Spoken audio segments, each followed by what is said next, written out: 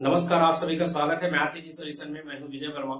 आज हम लोग एसएससी सीजीएल 2017 मैथ्स का मैथ का पेपर कर रहे हैं। तो देखिए अगला सवाल क्या दिया हुआ है।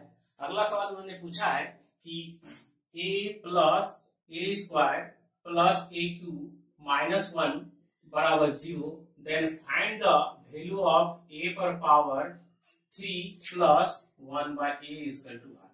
तो इसका वैल्यू हमसे निकालने के लिए पूछा है। तो कैसे निकालेंगे, देखिए इस चीज को आप a बाहर ले लीजिए, तो 1 प्लस ए स्क्वायर, आप इसको इधर ले जाइए तो ये 1 हो गया। अब आप इस चीज a को आप यहाँ पे लेके आ जाइए। अभी आप क्या कीजिए, ये आपको दिख रहा है, जब इस तरह का एक्सप्रेशन रहे तो आपको जनरली क्या करते हैं हम लोग 1 माइनस ए से मल्टीप्लाई कर देंगे बोथ साइड। तो ये क्या है, हम लोग को अच्छी तरह से मालूम है कि 1 माइनस ए का क्यूब है। तो इस तरह से यहाँ पे आपको 1 बाय ए माइनस 1, हाफ 1 बाय को अंदर ले जाइए। तो आप माइनस 1 को इधर ले जाते हैं तो ये आपका 2 हो रहा है, और इधर से ए क्यू हो गया इधर, और इधर प्लस 1 बाई ए। तो इस तरह से देख रहे हैं, इसी का वैल्यू निकालना था, तो इसका वैल्यू आपको 2 मिल रहा है। ठीक है, हमारा अगला सवाल आया हुआ है कि इन सभी का सम निकालना है। ठीक है, ये 147 अप टू 20 डिजिट, और सेकेंड है 357 से लेके 40 डिजिट। और ये आप साफ दिख रहा है आप सभी को कि ये जो सीरीज है एक ऐसा है अरिथमेटिक प्रोग्रेशन में है। तो आप देख रहे हैं इसका डिफरेंस भी आपका 3 आ रहा है।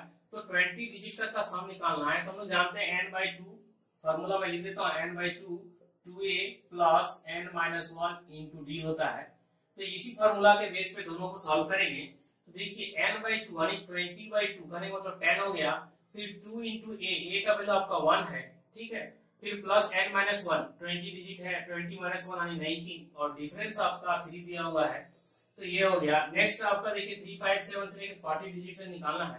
तो इसमें भी n/2 करेंगे तो 20 होगा, फिर 2a, तो 2 3 6 हो जाएगा, फिर n माइनस 1, 40 में 1 जाने से 13 है, और डिफरेंस आपका 2 है। ठीक है, तो इस तरह से आपका यहाँ पे इतना वैल्यू हो रहा है। तो 19 के 57 और 2 59 हो गया। सो ये 590, फिर ये आपका 20 और ये 78 हो गया, और 6 8 ये 84 हो गया। 84 इसका मतलब हो गया 0 2 चौका 8 2 8 16। तो इस तरह से आप ऐड कर सकते हैं 2270। तो ये आपका इस तरह से समेशन निकल गया। देखिए हम लोग का अगला क्वेश्चन दिया हुआ है कि रूट अंडर इतना दिया हुआ है, रूट अंडर इतना दिया, यहाँ देखिए प्लस है, यहाँ माइनस है, इसका 1 दिया, इसका वैल्यू निकालना है। तो इसको कैसे सॉल्व करेंगे, तो देखिए इसको अगर आप डिटेल से सॉल्व करते हैं स्क्वायर करके, बोथ साइड स्क्वायर करके, तो बहुत लेंदी होने वाला है। लेकिन मैं एक तरीका बताता हूँ, इसमें आप सभी जानते होंगे। यहाँ पे देखिए ए यहाँ पे a इंटू ए मतलब 2 टाइम्स है, बी फिर ए बी। तो आप देख रहे हैं ये सभी क्या है, दो का पद, दो का मल्टीपल है। तो इस तरह से सवाल जब आता है तो हम लोग क्या करते हैं, जनरली आप एक टर्म को 0 मान लीजिए। ठीक है, सो सपोज कीजिए कि बी या ए, आप जैसा मर्जी है आप इसको एक 0 मान लीजिए। सपोज कीजिए कि मैं a बराबर 0 कंसिडर करता हूँ, तो a बराबर 0 कंसिडर करूंगा, तो आप देखिए आपका यहाँ पे सिर्फ रूट अंडर बी स्क्वायर बचने वाला है।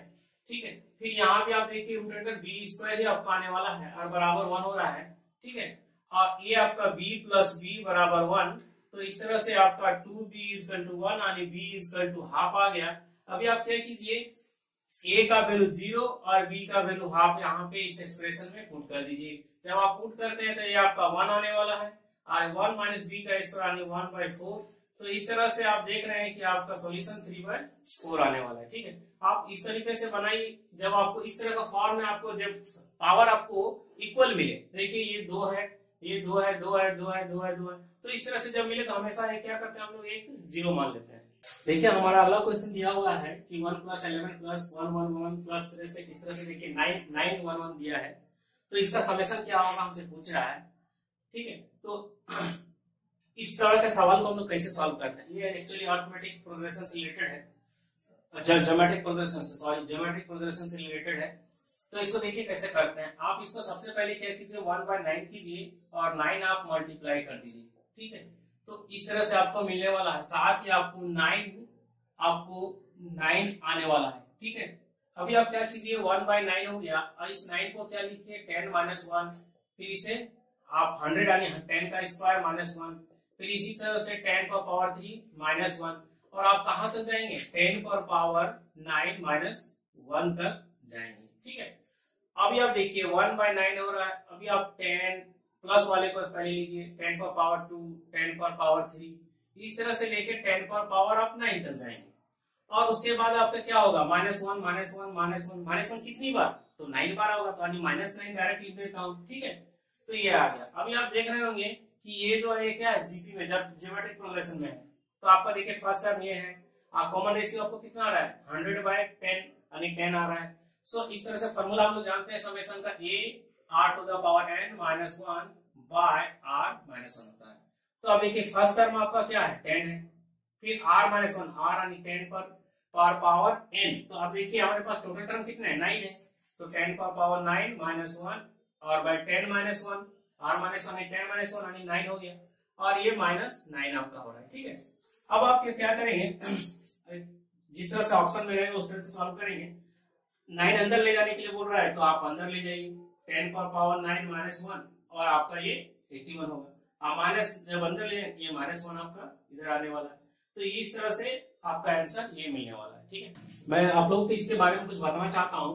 ये देखिए, अगर मान ले इसी टाइप में कुछ सवाल आएगा आपको 7, 77, 777 या 8, 88, 888 इस तरह से सवाल आ जाए, तो आप कैसे उसको सॉल्व करेंगे। ठीक है, तो देखिए आप जनरल फॉर्मूला थोड़ा ध्यान दीजिए, इसी से जनरल फॉर्मूला आप देख सकते हैं। देखिए जनरल फॉर्मूला क्या आता है, 1/9, मतलब जनरल फॉर्मूला मतलब क्या, आपको nth टर्म तक का, और आपको जितना टर्म रहेगा n का वैल्यू आप पुट करके निकाल।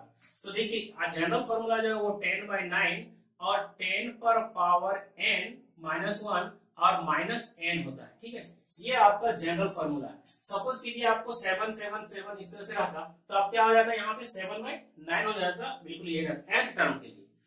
तो अब 8 रहता, 8 8 8, तो आपका क्या होगा, 8/9 हो जाता।